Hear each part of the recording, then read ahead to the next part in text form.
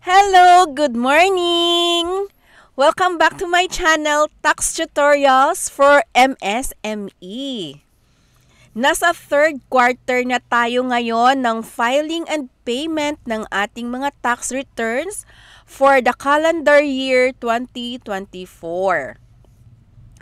Sa aking mga followers, medyo matagal tayong hindi nakapag-upload ng ating videos dahil ang inyong Ate Feli ay naging busy sa aking tote bag making. Yun nga, ipinost ko minsan na panoorin nyo ako sa INC TV dahil nag-guest po kami ng aking asawa at ng aming mananahi sa trabaho ko to.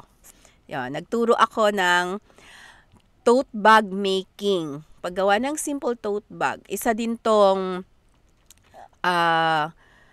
paraan para kumita ang ating mga nanay sa bahay, ng mga mananahi. So, napakasimple lang siya.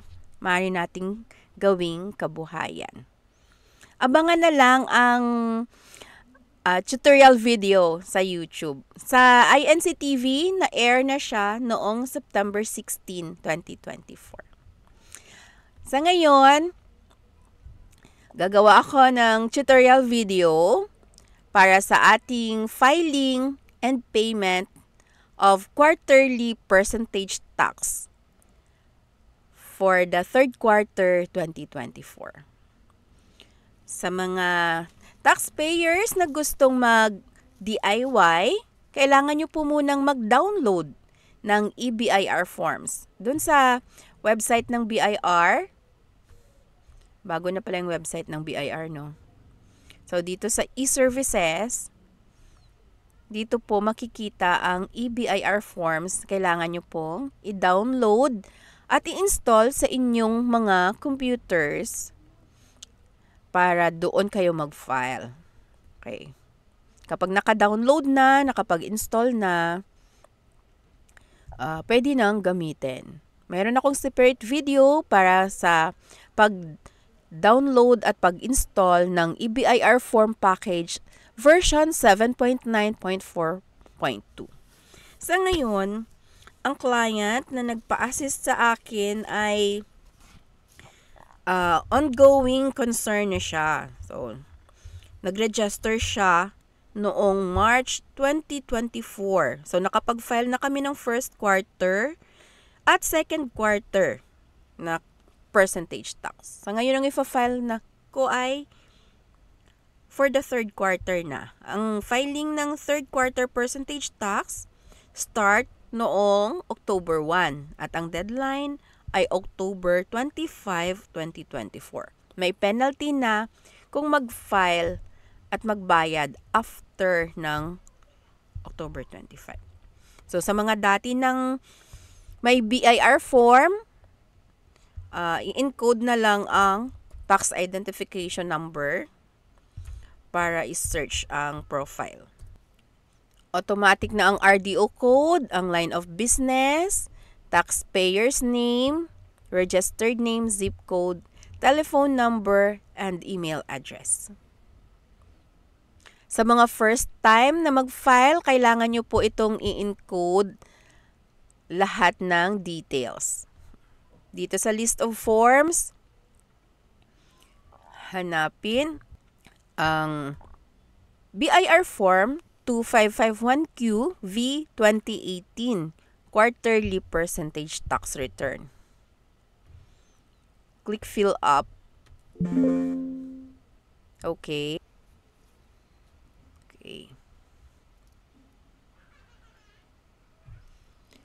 Ang ating percentage tax ay based sa gross sales. Ang ating client ay pet shop owner. So, for the third quarter, meron siyang gross sales noong July, 26,753, August, 17,626, noong September, 32,289.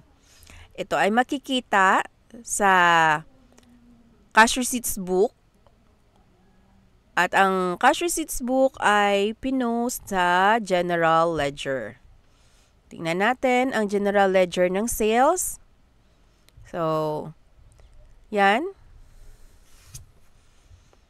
Yan po ang sample format ng general ledger ng ating sales.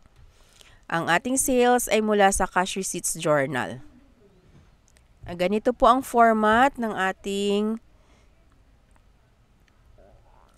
cash receipts journal. Sample lang, pwede nyo pong kopyahin sa inyong manual books of accounts. Date, customer name, sales invoice number, amount of sales, debit cash, debit credit sales.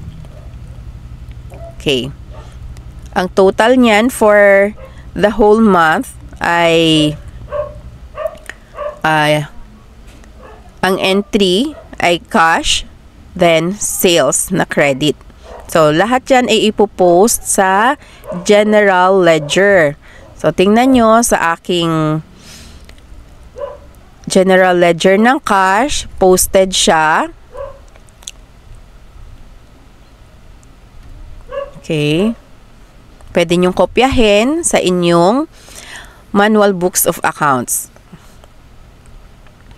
Then, posted din siya dito sa aking sales ledger. Okay. Dito ako sa gross sales. For the third quarter, ang total sales ay 76,668. Wala pong mga deductions. Gross sales po ang basis ng ating percentage tax. So, 3%. Tax due is 2,304 centavos. Balik tayo sa aking 2551Q sa EBIR form. So, ready na tayong mag-file. Number 1, click calendar. Automatic na siyang mag-change to December 2024. Number 3, third quarter. Amended return, no. Are you availing tax relief? No. Kung bago ka pa lang mag-file ng 2551Q, so kailangan mo mag-click o magpili dito sa item number 13 ng tax regime. Kung graduated income tax rate ba ang gagamitin mo or 8% income tax rate. Meron akong separate video para dyan. So, dito na tayo sa item number 14 from Schedule 1, item 7.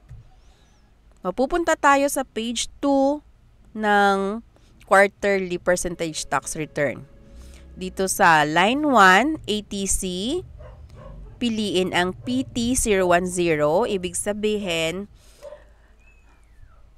person exempt from VAT under Section 109, BB Section 116. Ang tax rate ay 3%. Dito ilagay ang gross sales from total ng sales ng July, August, and September. 76,668. Ang tax due natin ay 2,300. Balik tayo sa page 1. Okay, ang tax due, ito po, 2,300. Payable siya until October 25 na walang penalty. So, pwedeng i-file ngayon, sa October 25 na lang bayaran. Click save para ma-save yung ating return. Then, click validate. Validation successful. Click OK. Then, click submit final copy. Click OK. Click OK.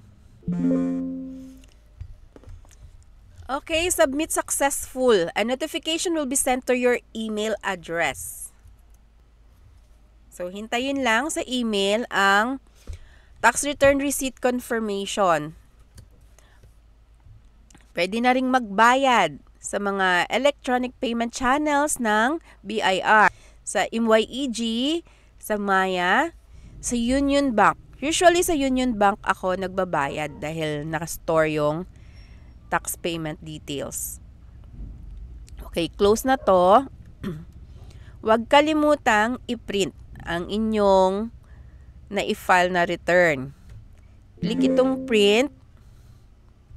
Click OK. Pindutin yung file. Click print.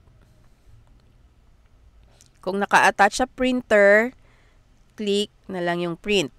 Kung hindi, pwede mo nang mag-save sa PDF. Then, click print.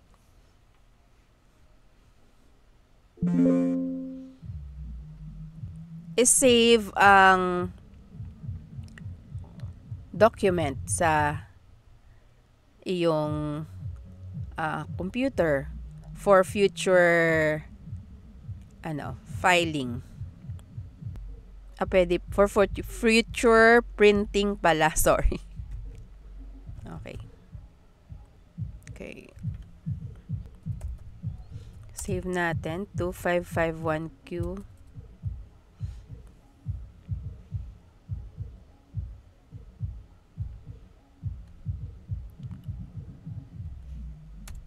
Third quarter, page 1. Para mag-print ng page 2, input mo lang yung 2. Click file, click print. Save as Microsoft Print to PDF. Click print page 2. Click save. Tapos na tayo mag-file. Click na lang yung cancel print. Back to menu screen. Kung magfa-file ka pa ng ibang returns, pwedeng ituloy. Pag wala na, click exit. Hintayin na lang sa email ang tax return confirmation receipt. Yung tax return confirmation receipt ay katulad nito. Papakita ko sa inyo ang sample ng tax return receipt na re-receive sa email. Kaya importante na active yung email na gagamitin. Ganito yung tax return confirmation receipt na galing sa email. Okay guys, sana po nakatulong sa inyo ang video na to. Pwede kayong mag-comment sa ilalim ng aking video. Kung meron po kayong questions, pwede kayong magtanong sa akin. Pwede din kayong mag-message sa akin sa aking FB page, Tax Tutorials for MSME.